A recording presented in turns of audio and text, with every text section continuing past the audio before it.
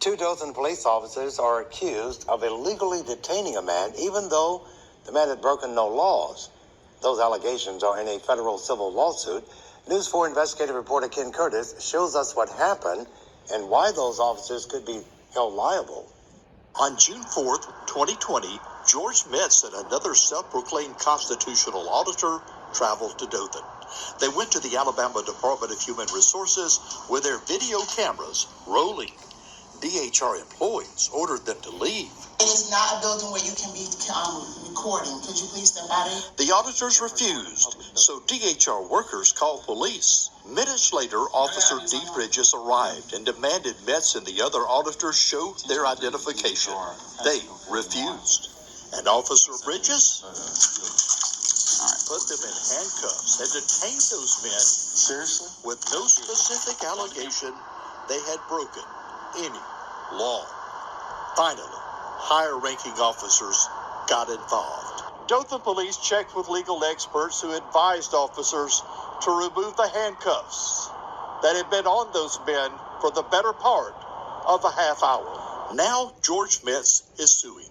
In this federal court complaint, he claims Officer Bridges and Officer Justin Dodson, who also responded to DHR, violated his constitutional rights.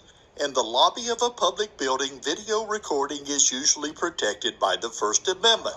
Then there is Officer Bridges' demand that Metz show his identification. Alabama law states that police can legally demand ID only from those officers suspect is committing, has committed, or is about to commit a crime. So right now, y'all free to go? After this and a couple of other incidents with First Amendment auditors, Dothan police received additional training. Well, thank you. Like I said, we were done filming, so I'm not going to make a liar out of myself. As for those two officers named in the lawsuit, they've not yet responded to the allegations. And George Metz, that First Amendment auditor from Florida, he wants a federal jury to hear this case to determine how much money he should be paid, Rich. Ken, talk to us about video recording in public buildings. Well, there's no one-size-fits-all, but let's use, for example, the administrative tower where you go renew tags in Dothan and Houston County.